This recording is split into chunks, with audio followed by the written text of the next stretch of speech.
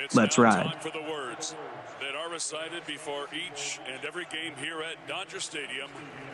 Take it away, Finn. It's time for Dodger baseball.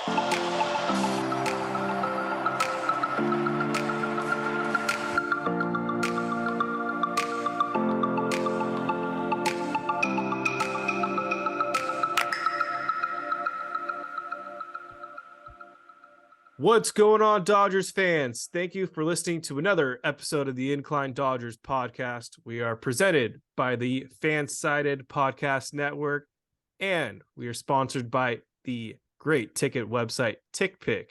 You can save some money right away in the new year by using the promo code INCLINE to save $10 off your first purchase of $49 or more over at the TickPick app. NFL playoffs are right around the corner. Lakers, Clippers, basketball in the midst of things. Save some money over at TickPick, and there's no service fees at checkout. This month, the month of January, Happy New Year, everyone. This is our first episode of 2023. We're doing things a little different here on the Incline Dodgers podcast. We're going to get you exclusive interviews with a number of some of the top Dodgers prospects. So we're really excited to present you guys that. And to kick off the month, we have our interview with Dalton Rushing, which is coming up in just a few minutes. So you're going to want to stay tuned for that one because it's a really good interview. And then next week, we'll announce it in a few days, but just stay tuned that we have a couple great interviews back to back lined up. So we had a really good time. Hope you guys are doing well out there. I'm going to pass it over to David Rosenthal. David, how's your new year been so far? It's been good, Kevin. Not much has changed from 2022 to 2023, except the calendar. Currently hunkered down. There's a huge cyclone storm or something going on, so hopefully I don't lose power. But this interview with Dalton Rushing was really good. I'm excited for everybody listening to hear that in about 10 minutes after we get into some other stuff. But so far, so good in the new year. Yeah. Jake Reiner, how are things going over there for you? Back from COVID. Well, congrats. Thanks. I'm still testing positive over here, but COVID. Right. What a fantastic thing to end my year. Just nice little out the door send off. Here you go. COVID. Worst of the symptoms. No taste, no smell. What a wonderful way to bring in the new year. No, this interview with Dalton Rushing is really cool because he's super young, but he's also super confident, and his stats back up what he says about his play, and so he gives really great answers on his goals for the upcoming season. Here we are, January 4th, and the Dodgers still haven't done anything to kick off the new year. I think their last major acquisition or move was the JD Martinez thing. There is something pending in a couple days, but we don't want to talk about that. It's just not necessary. So why don't we just recap the offseason real quick? The Dodgers have had a lot of guys go out the door, maybe the most that I can remember since I've been a Dodgers fan. Just insane. I think the only guy that they've brought back actually is Clayton Kershaw, which obviously is a no-brainer, but Trey Turner, huge gap there in the infield. Talking about like a 5-WAR player going off to the Phillies. Justin Turner, Dodgers and JT unfortunately had to part ways. Cody Bellinger getting non-tendered, and then he signed with the Chicago Cubs. So there's some question marks out there in center field for the Dodgers. Bullpen, they didn't bring back anybody, which is a little surprising. Tommy Kahnle, Yankees. Chris Martin, Red Sox. Craig Kimbrell, Phillies. Well, we didn't want Craig Kimbrell back. Starting rotation, Tyler Anderson going to the Angels, Andrew Heaney going to the Rangers, Edwin Rios getting non-tendered as well. There's just so many names. I think I'm missing someone else too, but you get the gist of it. Of those guys I just mentioned, which one of them do you find the most surprising not coming back in Dodger blue? For me, it was Tyler Anderson. I thought for sure that the Dodgers would keep him. I mean, given what he did for them this past season, a career year for him at his age, I think that for having him for at least one more, maybe 2 years would have been great. But that was the big shocker for me, that they weren't able to bring him back. And then, of course, Justin Turner, I thought for sure they would be able to work something out. But I think that he could probably see the writing on the wall that the Dodgers wanted to go younger, and them signing JD Martinez was definitely the nail in the coffin, because you got a guy that basically can't play the field and can only really DH. And so that would have significantly cut into Justin Turner's at bats, because the Dodgers like to use him as a DH. I would agree, especially for what Tyler Anderson got contract wise. I believe it was 3 for $33 million, unless I'm mistaken.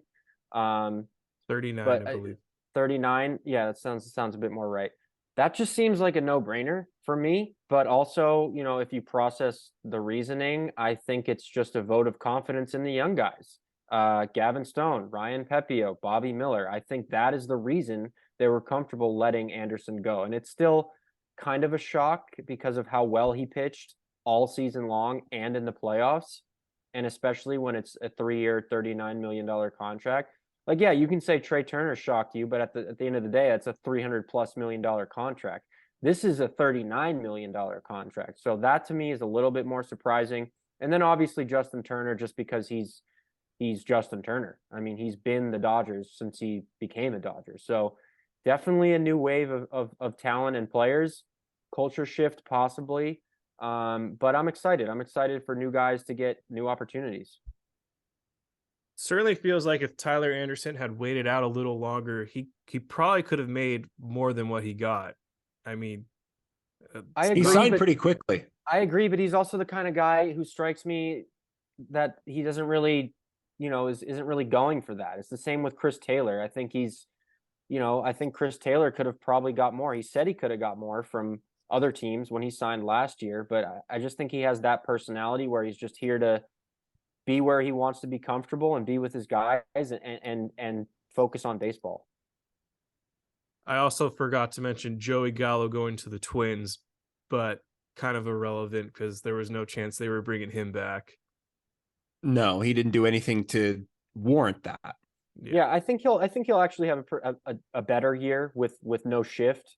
But for, I think it's $1 million more than JD Martinez, it just didn't make any sense.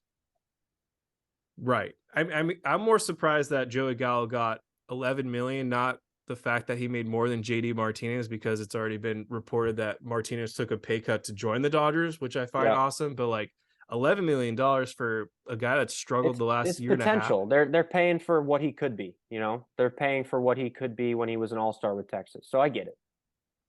Yeah. Not too thrilled about the Twins this upcoming season, but we can talk about the preview. Not a lot of people are, Kevin. Jake, you always love the Twins. You always pick the Twins every year. They're a dark horse. They're a dark horse. The Twins are going to take the Central. They were better than they projected to be last season. All right. Well, you're going to pick them again this year. No, I'm usually a White Sox guy, but yeah, it's either Twins or White Sox. Who cares? Don't sleep on the Twins. Don't sleep on the Twins. You can't. You really can't. Your dead carcass lays on the hill. I wasn't really surprised with most of these additions. I was kind of surprised the amount of money that Craig Kimbrell got paid, though, after his last 3 bad seasons. So I think surprised he got another job. That was insane. You guys are too hard on Kimbrell, man. You guys are too hard on him. Bad. He wasn't great, but he wasn't terrible. Okay, he was good at times. If his name wasn't Craig Kimbrell, would you be saying that? if he was just another guy and he put up those numbers and that high leverage of a situation, the numbers weren't that bad. Like if you look at the numbers, it's like, yeah, this isn't that bad. There's worse out there. Yes, there is worse out there, but I think that the reason you have such a favorable opinion of what he did for the Dodgers is because his name is Craig Kimbrell and nothing else. Because I just think he got a bad rap from a lot of Dodgers fans.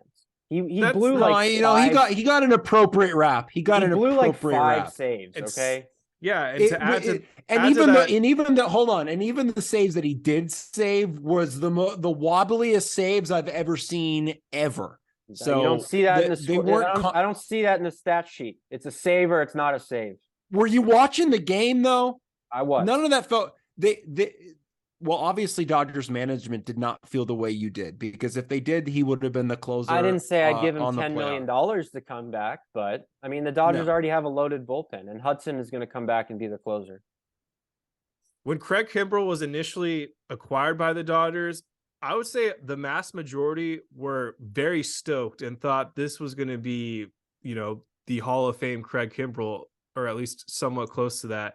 And this guy managed single-handedly to basically turn all the Dodgers fandom against him, which is very rare. Like, you have to be pretty bad to have almost universally everyone say, we don't trust you. You can't be on the postseason roster. And Craig Kimbrell managed to do that. And despite like Kenley Jansen having his hiccups and all that and blown saves and those downward stretches, Jansen always was on the postseason roster. And there was never a year where I felt like Jansen was worse than this Craig Kimbrell we got this last season. Well, it comes with the territory though. And Jansen's a Hall of Famer. Yeah, it comes with the territory though with a closer. You're whoever your closer is, it's just a recipe for fans to kind of either praise you to the roof or to come down on you like that. And I mean, it's a really tough position to be in. But for the Dodgers, they looked at their roster and basically said, we did pretty well with the shakiest closer in all of baseball. Let's just do that again without the shaky part. They've moved on. The other thing that I don't think gets talked about enough is just kind of like, I'm very curious to see what Cody Bellinger we're going to see in 2023.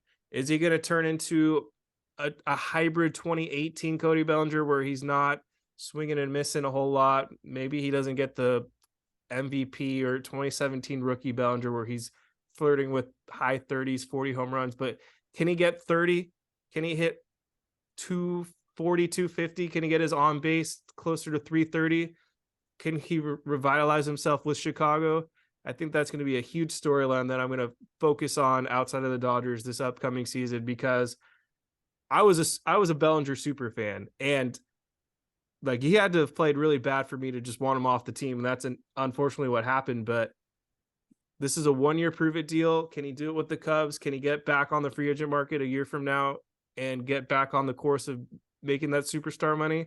That's something that I'm really going to focus on this upcoming season. It's one of my favorite storylines. Well, he certainly bet on himself. And I think that a lot of those players that signed with the Cubs outside of Dansby Swanson, who signed a long-term deal, those players are trying to prove themselves to eventually, depending on what happens with the Cubs during the season. If their season doesn't work out, they're playing to get traded. They're playing to get traded to a contender and then hopefully get the bag in the offseason. And I think that's what Bellinger is going to try to do. It's kind of what happened with, what keeps happening with Jock Peterson. Yeah. Is there anything else you guys wanted to talk about before we get this interview? Any random takes or things that we've missed over the last few days? I don't know what you guys do for New Year's. I'm not really a big New Year person. I just kind of like to stay inside.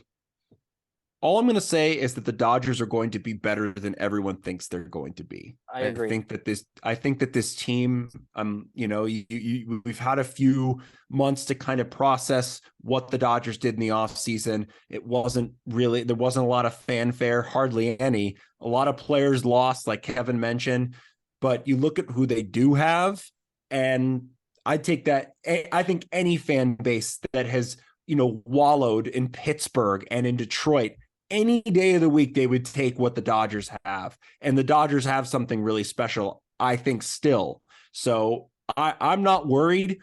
And depending on what happens during the middle of the season at the trade deadline, you don't think Andrew Friedman's going to be on the phone trying to make this team better? They're going to try and win a World Series every single year, even if they don't break the bank to do it. So I look at this team, and I think there are a lot of things to be excited about, honestly.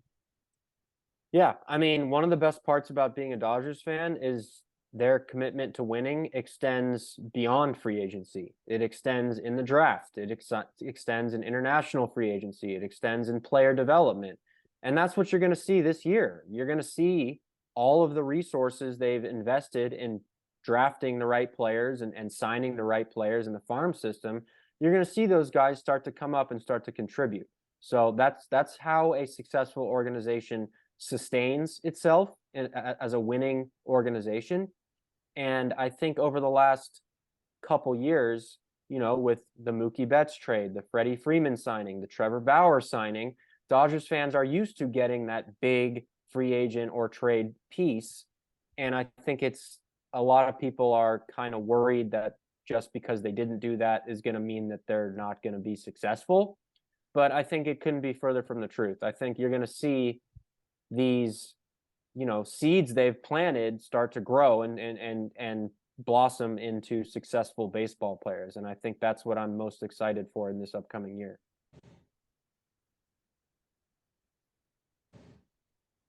We're excited today on the Incline Dodgers podcast because we are bringing on one of the next big promising Dodgers in the farm system.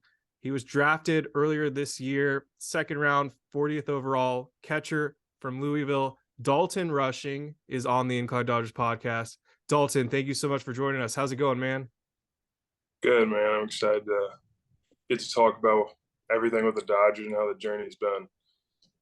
Yeah, we're very thrilled to have you part of the farm system, and you've made a name for yourself already right away. Out in Rancho Cucamonga, you were already hitting .424 with 8 home runs in just 28 games. So I have to ask, what got you locked into such a hot streak? I mean, I think it kind of rolled over from the season a little bit. It was more towards like the last month of the season. Season was probably the best month of baseball as far as like the college season was probably the best month of baseball I've ever had in my life. So, I mean, I kind of just carried the momentum from then going through the draft process, obviously. And then once I get reported out or sent out to Rancho, it was kind of easy to just jump in the mix and was seeing everything just like I just left off. It was, I mean, I don't really think I changed anything. I think I just got in a group of good guys and they weren't really trying to change anything about you. They just wanted you to go out there and play the way you play and be yourself. Yeah, that makes sense. That's awesome. So I wanted to ask, who's been a pitcher that you've had the privilege of catching in the Dodgers system that jumped out to you right off the bat, maybe with their stuff? There's a lot of them. I mean, I really can't say Bobby, obviously, because I caught him in college a little bit here and there. But I haven't really got to catch him since being drafted. I would say, like, probably two of the younger arms, Maddox Bruns or Peter Hubeck. I think stuff-wise, those are probably two of the best I've seen, especially high school guys coming from the years past. We also have – I don't know. I'm trying to think of like the whole Rancho pitching staff as far as like the whole time that I spent there. We have some good relievers. Madison Jeffrey, he's got good stuff, and it's the day it's all around the zone is going to be the day that guy's a big leaguer for years and years and years. It's very impressive stuff. Well, we appreciate your insight because we don't get to see all these young prospects pitch and all that, just not the footage out there. So hearing it from you firsthand, that's really awesome for us to hear, and the listeners as well. One other quick question, then I'll pass it off to my co-host. What's been the biggest difference to you between Louisville and Southern California? I didn't have to play any games in the snow, I can tell you that. Didn't have to worry about the cold weather. That was something that was pretty brutal this season. We played basically a full weekend series in the snow, whether it was 3 inches or 6 inches. We were playing in a blizzard on a Saturday night when it was not ideal. Stepping away from the weather aspect, though, I feel like it's more the freedom than anything. I felt as if, like, in college, it was my day as far as baseball related started at 8 a.m. Like, I'm getting up, getting ready to go to the field at that time, or going to class before I have to report to the field. And I mean, it's kind of like an all-day function. I feel like in pro ball, you kind of had a little more like I don't want to say leeway because I mean you obviously still have to get to the field at a decent time, get everything done, but it was more of just a laid back manner. It's you're not reporting to things. You're kind of going to get like in your daily routine and whatever works for you, not really like a team setup routine. So that I think that was the biggest adjustment. You kind of like have to I don't know, I don't want to say handle your time like within yourself, but that was kind of something the way that I took it. I had to like kind of take matters into my own hands and step up and do whatever I had to do for that night or that game. Sweet. Well, Dalton, being a catcher, coming out of Louisville, we know that the Dodgers tend to like to move their position players around the diamond and kind of see where else they could fit in case there's an opening at the big league level that you could probably fill at a different position. Have they approached you about other positions, and are you planning on working out any other positions this season? They haven't approached me about as far as like changing a position or working on anything. And I mean, even if they were, it's one of those things like you adjust, like just do whatever you have to do to obviously move through the system and complete your obvious goal of becoming a big leaguer. And whatever that has to be, whether you tell me I have to learn to play third base, learn to play first, whatever it may be. I feel like I'll react the right way and just kind of accept it and move on and do whatever I can to earn a spot or job right there wherever they put. Definitely. It's a lot.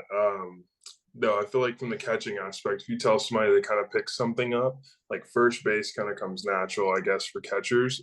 At least for me, I played first base for almost 2 years in college, playing behind Henry, so it kind of is a little second nature. But like I said, whatever they want, whenever they tell me to do it, I'm there. Sweet.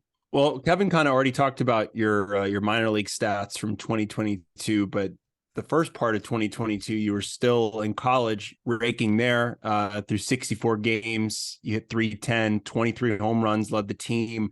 But also, I wanted to talk to you about your approach at the plate because you ranked in the top 10 in the ACC in walks, hit by pitch, home runs, on base percentage, runs, and slugging percentage. And those are all of the qualities that the Dodgers system loves. High on base, high contact, limiting the strikeouts. So is that kind of how your game has always been, or you kind of looked at the landscape of how things are going on in the world of baseball and said, I'm going to try and adjust my game because I know what plays and what plays well? Honestly, no. I mean, I'm kind of taking it from the way you said it, like seeking more power into like the game today, because I think that's where the offensive like side of baseball is going, more into the power side. And people have asked me that question before, and it's more like honestly, like last year was the first full season of college baseball I ever played.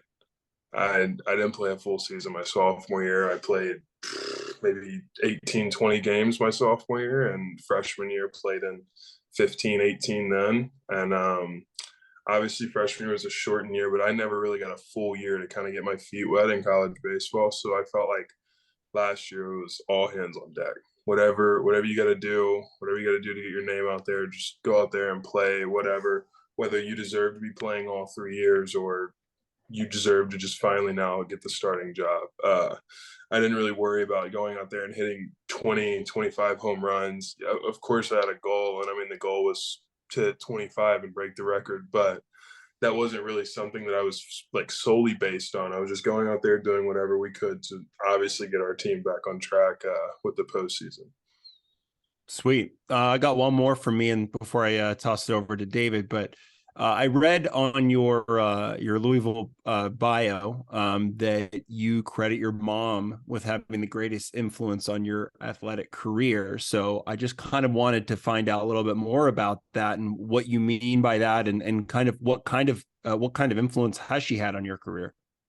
Yeah, I mean, just been the one, like, parents split up, still see both mom and dad, but it was my mom that I always lived with. So it was one of those things like she's putting up with not only me, but my sister going through college, my brother about to like now going through college, but he was coming up while I was in high school, obviously. And so I mean that's a lot on your plate, and not many people, like, regardless of what you think of the single parent, like, home, whatever, like, that is a lot, and it takes a lot of respect out of one to be able to do something like that and do it at, like, the level that she did. She did and made sure, like, I mean, everyone's happy, obviously, like, we loved our life, we lived a great, like, childhood, whatever, but that's just something I kind of take after her. Like, when she does something, she does it with everything in her, and I kind of like do that with baseball. Like, if I set my mind to something, like, that's going to be something that I do, I don't care who gets in the way, like, it's going to happen.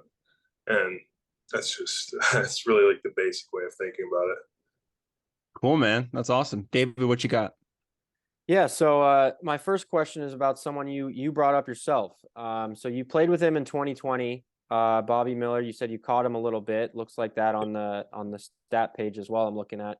So if you could just tell Dodgers fans what they should expect from Bobby Miller, he's a couple years ahead of you in his journey. Yeah. So what could you tell Dodgers fans about what to expect from him as he's looking to crack the rotation this year? When you get a guy like him, you gotta hold on to him tight, because there's like, every baseball player is different, but he's one of those ones where the higher the, like, I guess you could say, the level, the higher he goes, the better he's going to get. Performing under the lights is something that guy's wanted to do since he was 12, 13 years old. And it shows. Like, you see the guy go to AAA, and his first start, what do you have, 15, 16 strikeouts, whatever it was. And it's, as you move this guy up, he just gets better and better and better. And when you find guys like that, especially with, like, the competitive side that Bobby has to him, you got to hold on to them, because they're gonna be very special. Sweet. All right, so you've been in Southern California for a little bit now. Have you had a chance to explore? And if you have, what's been your favorite activity or site that you've seen in Southern California, coming from across the country? Yeah. So when we were in Rancho, actually, we got to hook up through one of the other players' families, knew an owner at the Oakley factory. So we go up to the Oakley factory right outside of Rancho. It's like a 30-minute drive. And we actually did like a full tour of like the original Oakley factory, whatever.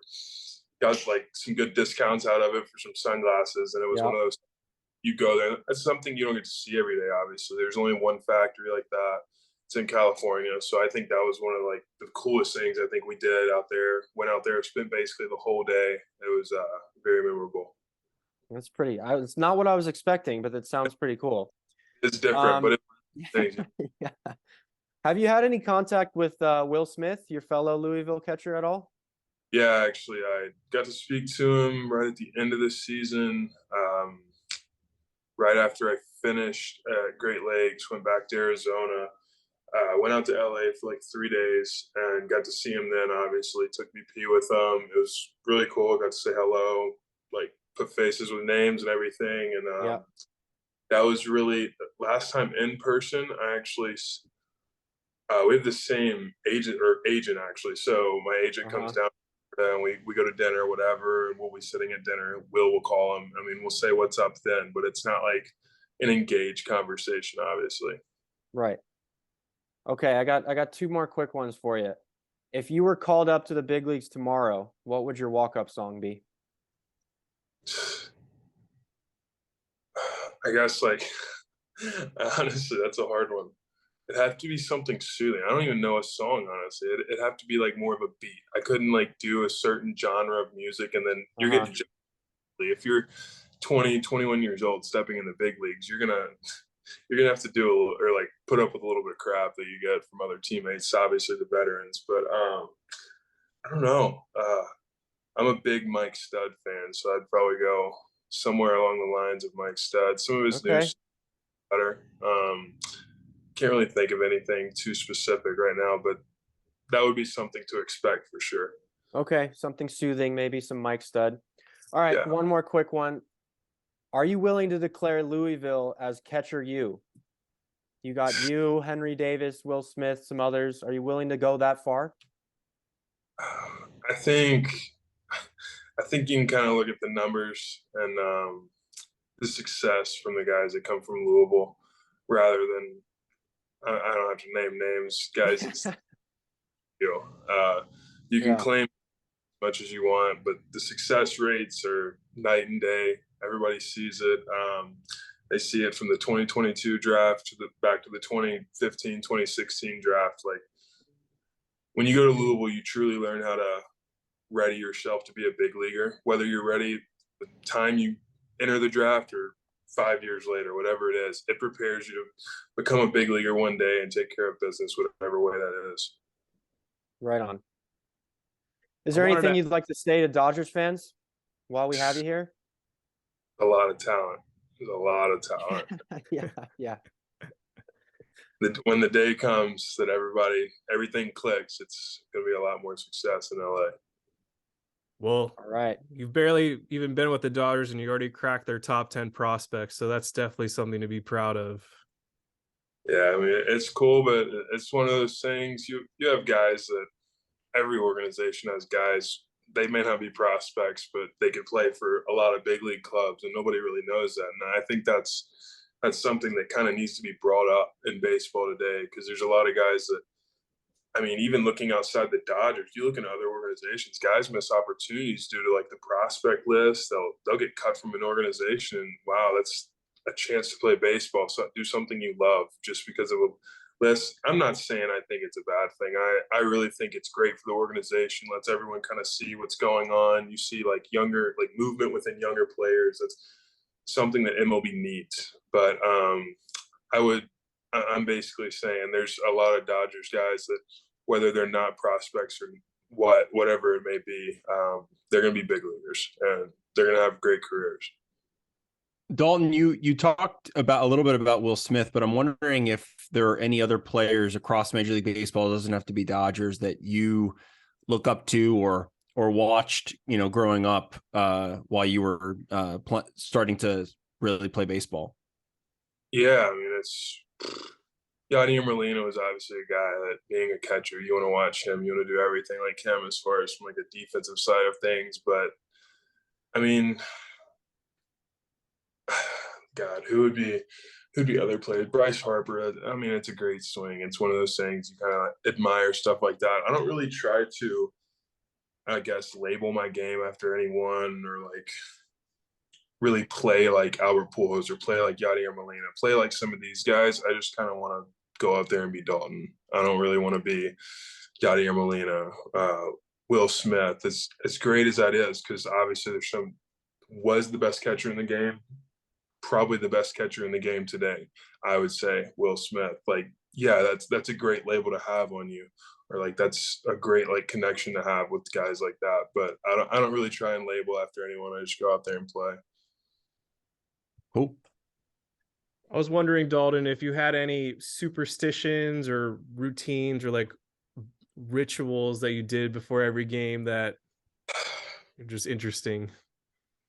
I don't know. I feel like I don't have any like rituals or anything. I guess on every off day, or if I'm DHing, I usually go out there and play hacky sack for 15, 20 minutes right after I get warmed up, stretch, everything. I guess you could call that a ritual. I mean, half the team was in left field playing with a little tiny hacky sack. So That's but awesome. I wouldn't say any like superstitions or anything. Anything else you guys wanted to ask Dalton?